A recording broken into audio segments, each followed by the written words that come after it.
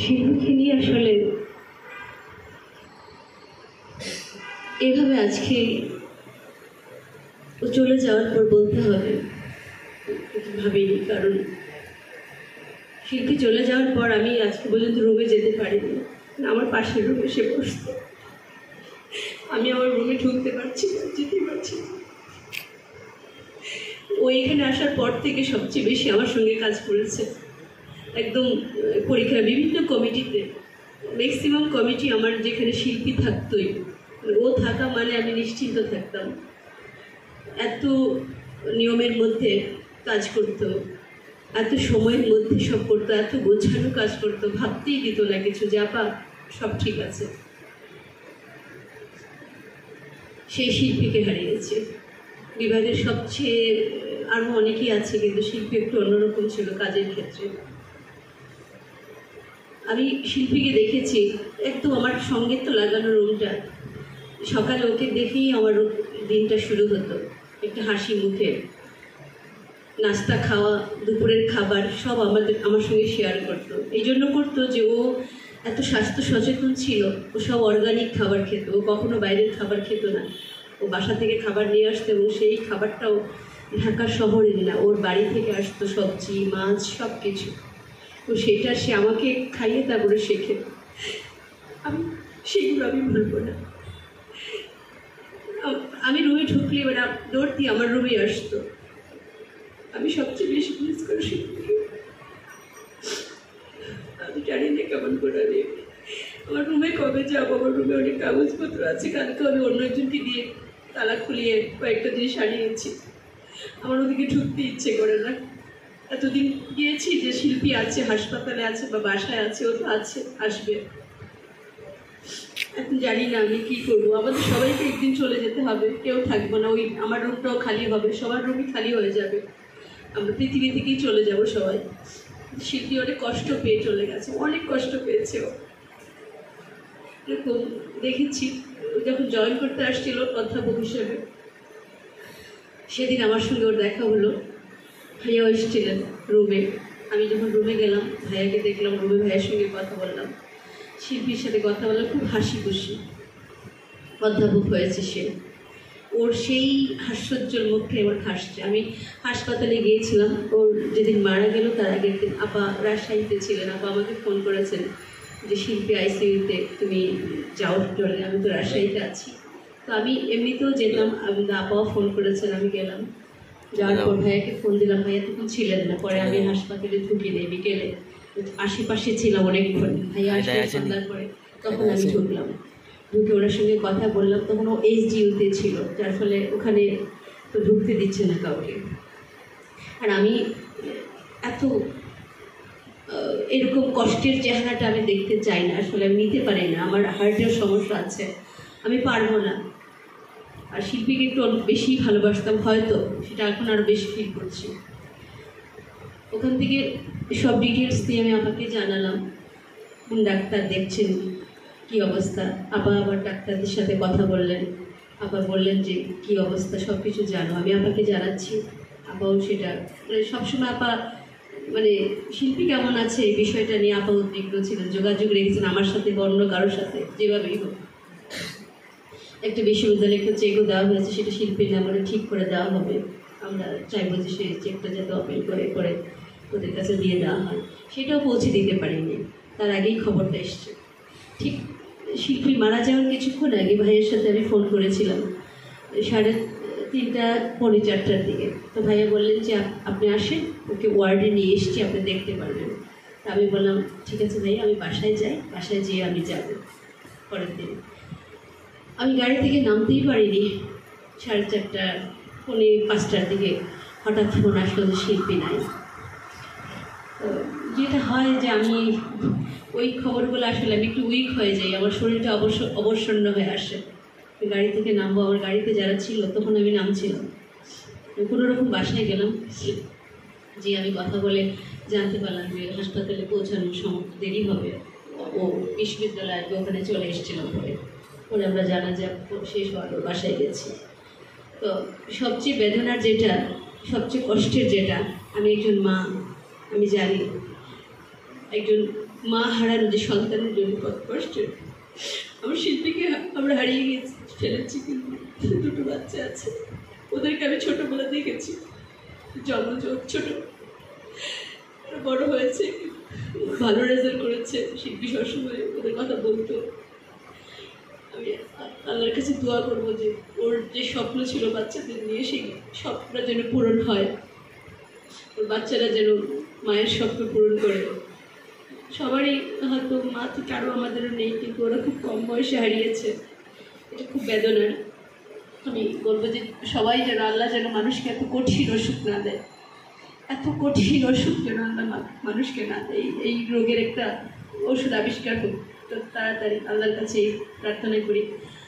আর আমরা আছি শিক্ষকরা যতদিন বিভাগে, ওরা যেন আমাদেরকে যে কোনো সময়, যে কোনো প্রয়োজনে, আমাদের বাচ্চা, শিল্পীর বাচ্চা, আমাদের বাচ্চা, আমাদেরকে যেন তারা স্মরণ করে, আমাদেরকে তারা পাশে পাবে। আমরা থাকবো তোমাদের সঙ্গে। ভাইয়াও আমাদেরকে প্রয়োজনে যা কিছু যখন বলবেন আমরা আছি। শিল্পী নেই কিন্তু আমরা আছি, শিল্পীর সহকর্মী সবাই। শিল্পীর আত্মার শান্তি হোক, আল্লাহকে বেহেশত নসিব করুন, বাচ্চারা ভালো থাকুক, ভাইয়া সবাই সুখ সামলে উঠুক, আমরাও যেন সমস্ত কিছু সামলে নিতে পারি। শিল্পীকে সবাই মাফ করে দেবেন। শিল্পী আমাদের হৃদয়ে থাকবে সারা জীবন, আমরা যতদিন বেঁচে থাকি। কিছু ভালো থাকবে সবাই।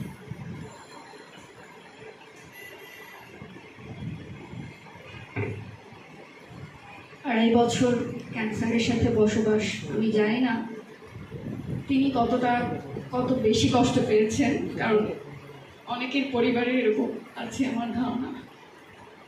তারপর আমাদেরকে চলতে হয়, জীবনের গতি রাখতে হয়, কিছু করার নেই। আমি এই মুহূর্তে আমাদের মাননীয় ট্রেজারার, মাননীয় রেজিস্ট্রার মহোদয়, ভারপ্রাপ্ত অধ্যক্ষ ডক্টর আইনুল ইসলাম স্যারকে অনুরোধ জানাচ্ছি কিছু বলবার জন্য।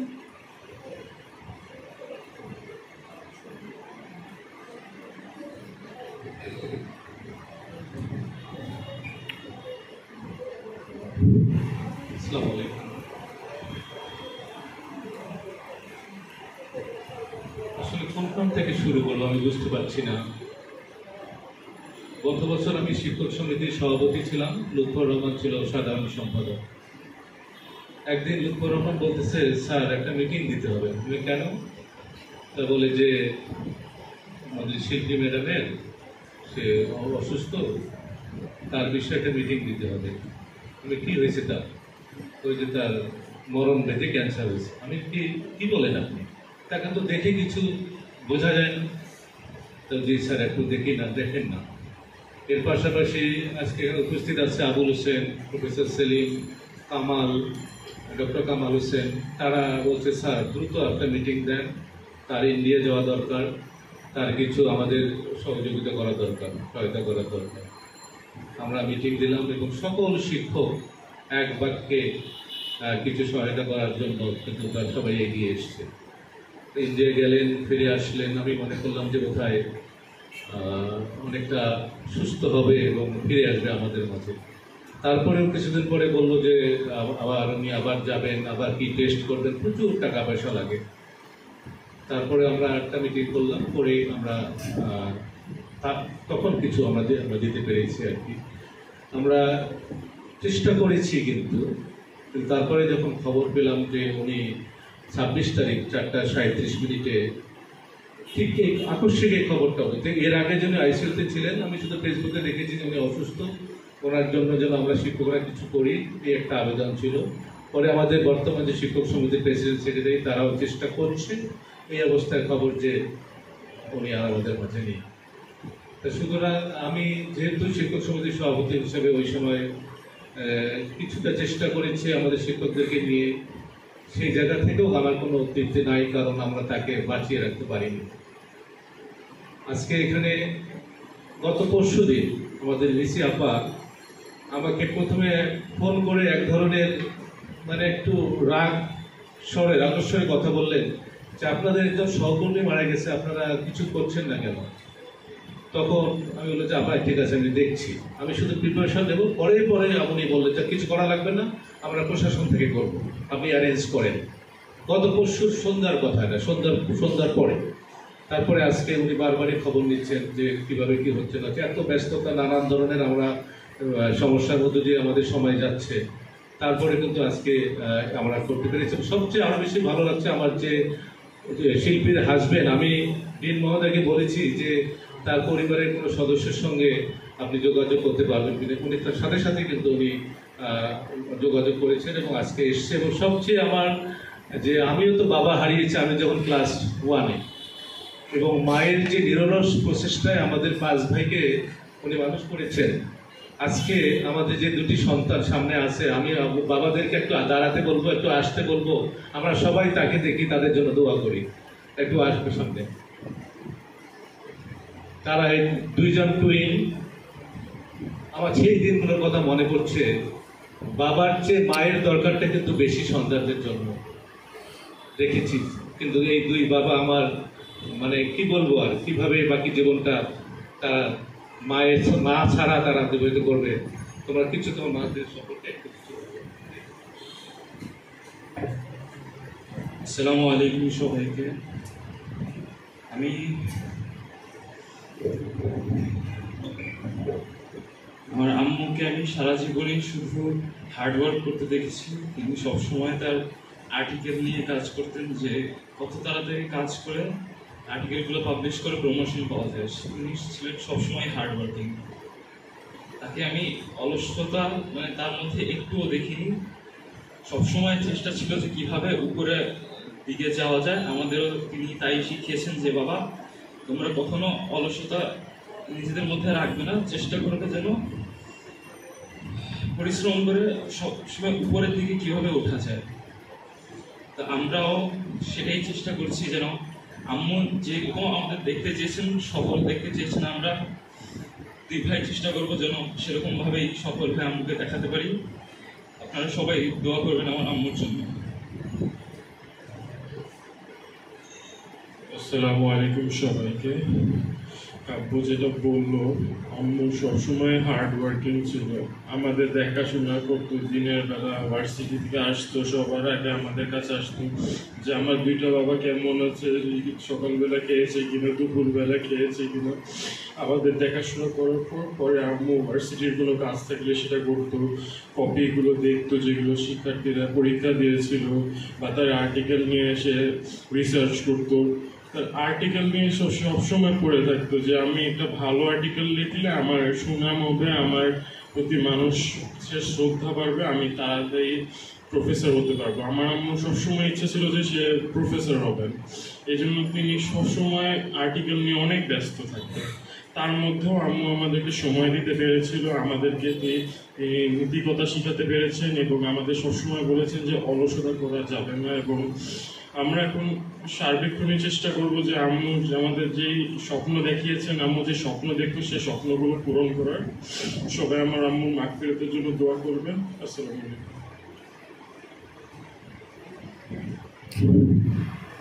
ধন্যবাদ। আসলে আমরা সবাই শিল্পীর আত্মার মাগফিরাত কামনা করব। আরেকটা কথা বলি, আমি শেষ করছি যে 26 তারিখ 27 তারিখে আমি অফিসে আসার পরে আমি প্রফেসর শিল্পীর ফাইলটা ডেকে নিয়েছি, এবং আমি ওনার হাজব্যান্ডকে বলবো যে আপনি এসে তার যে প্রাপ্য সেটি আপনি এই প্রসেস করার জন্য আমাদেরকে বলবেন। যদি কোনো কাগজপত্র ঘাটতি থাকে, ফাইলটা কিন্তু এখন আমাদের টেবিলেই আছে, সুতরাং আমরা সেই সহযোগিতা করবো বলে আমার পক্ষ থেকে আমি এই কথাটা বলতে পারি। আপাতত সবসময় আছে, আমরা চেষ্টা করব। আমার আর কিছু বলার নেই। সবাইকে ধন্যবাদ।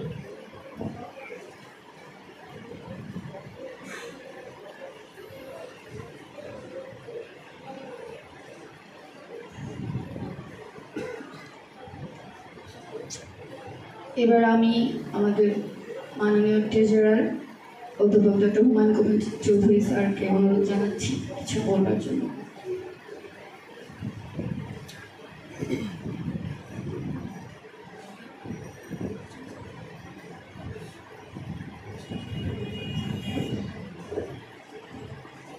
আজকে এই দোয়া মাহফিল এই অনুষ্ঠানে উপস্থিত মাননীয় উপাচার্য মঞ্চে উপবিষ্ট আমার সহকর্মীবৃন্দ, মঞ্চের সামনে উপবিষ্ট আমার শ্রদ্ধেয় সহকর্মীবৃন্দ,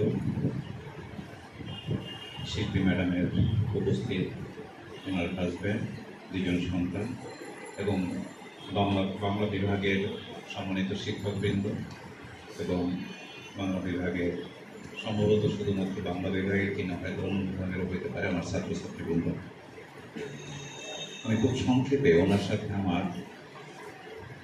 আমি অনেক স্মরণ করার চেষ্টা করেছি যে শিল্পী ম্যাডামের সাথে আমার কখনো দেখা হয়েছে কিনা। আমি সেরকমটা স্মরণ করতে পারিনি, তবে উনি যে কত ভালো মানুষ ছিলেন সেটা যখন আমাদের বক্তাগণ এখানে বক্তব্য দিচ্ছিলেন তখন আমি আমার যারা সহকর্মী আছে সামনে তাদের দিকে আমি খেয়াল করছিলাম। অধিকাংশ চেহারাগুলোই আমার কাছে মনে হয়েছে কেউই বোধহয় অশ্রু ধরে রাখতে পারেনি। আমার কাছে একটা কষ্টের বিষয় হলো 26 তারিখে সকালবেলা মাননীয় উপাচার্য আমার কাছে একটা চিঠি, আমাদের কিছু সহকর্মীরা ওনার আর্থিক সহযোগিতার জন্য, চিকিৎসা খরচের জন্য একটা চিঠি দিয়েছিলেন। সেই চিঠিটা উপাচার্য মহোদয় আমার কাছে ফরওয়ার্ড করেছিলেন। আমি সাথে সাথে সেটা জরুরি মতামত দেন এটা বলে অ্যাকাউন্টসে পাঠিয়েছিলাম। ওই দিনই অ্যাকাউন্টসে পাঠাতে হয় এই জন্য যে ভাইস চ্যান্সেলর মহোদয় বা আমার আসলে এই বিশ্ববিদ্যালয়ের এমন কোনো ফান্ড নাই যে ফান্ড থেকে আমরা কোনোভাবে কোঅপারেট করতে পারি।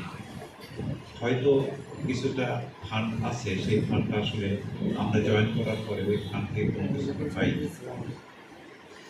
তো অন্য কোনো একটা খাত থেকে সেটা ম্যানেজ করা যায় কিনা সেটা দেখার জন্য আমি মতামত চাইলাম। মতামতটা আসলো আমার মহসেন রেজা, আমাদের ফাইন্যান্স ডাইরেক্টর, সে ওই কাগজটা হাতে নিয়ে আমার কাছে আসলো, স্যার আমরা কি করতে পারি ম্যাক্সিমাম। আমিও বললাম যে কোন খাত থেকে করবো, সব কিছু হিসাব নিকাশ করে তারপরে আমরা যেটা একজন সহকর্মীর জন্য করতে পারি সেরকম একটা অ্যামাউন্ট ধার্য করে আমি বললাম যে একটু তাড়াতাড়ি করো। ওইটা আমি একটা মিটিংয়ের মধ্যে ছিলাম যেখানে ভাইস চ্যান্সেলর মহোদয় এবং আমাদের একটা এডমিশন টেস্ট কমিটির কোথায় মিটিং চলছিল, সেখানে ও হাতে করে নিয়ে আসলো।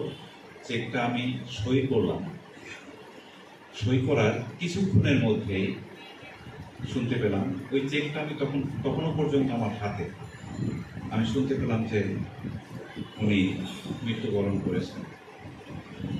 তো এটা আমার জন্য খুব কষ্টের ছিল যে আমরা যে সহকর্মীরা বিভিন্ন সময় পাশে দাঁড়িয়েছি কিন্তু আমাদের যে সহযোগিতার কোনো কার্যক্রম নাই, এটার একটা সিম্বল হিসাবে এই জায়গাটা তার হাতে আমরা হয়তো ওই সময়টায় তুলে দিতে পারিনি। এটা আমার জন্য একটু কষ্টের ছিল, যার পর থেকে আমি খুব সিরিয়াসলি যে বিষয়টাকে মাথায় নিয়েছি সেটা হলো আমাদের যে ফাইন্যান্সিয়াল জায়গাটা আছে, ওয়েলফেয়ার, বিশেষ করে আমাদের হেলথ ইন্স্যুরেন্স এবং লাইফ ইন্স্যুরেন্সের জায়গাটা, এই ফাইলটা নিয়ে আমি একটু এখন ঘাটাঘাটি করছি যাতে করে আমাদের কোনো সহকর্মীর ভবিষ্যতে এরকম কোনো সমস্যা হলে আমাদের যেন সম্মানের সাথে আমরা চিকিৎসা খরচটা চালাতে পারি, সেখানে যেন আমাদেরকে খুব বেশি কষ্টের মুখোমুখি না হতে হয়।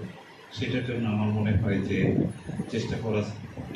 এই চেষ্টা করার বিষয়টা এটা হয়তো বা চোখে আঙ্গুল দিয়ে শিল্পী ম্যাডাম দেখিয়ে গিয়েছেন যে আমরা শিক্ষকরা আসলে কোনো একটা স্টেজে এসে খুব অসহায় হয়ে যাই। আমি আমার বক্তব্য বাড়াবো না, আমি আমাদের শিল্পী ম্যাডামের রোগের মাগফিরাত কামনা করছি, দোয়া করি তার ফ্যামিলির যারা সদস্য আছে, 2টা সন্তান এবং তার হাজব্যান্ড উনি উপস্থিত আছেন এখানে, আল্লাহ যেন তাদেরকে ধৈর্য ধরার ক্ষমতা দেয়, বাচ্চা দুটো যেন তার মার যে স্বপ্ন সেটা যেন পূরণ করতে আল্লাহ সাহায্য করে, আল্লাহ যেন সেই তৌফিক দান করে, এটুকুই আমি প্রত্যাশা করে আমি আমার বক্তব্য শেষ করছি। সবাইকে ধন্যবাদ।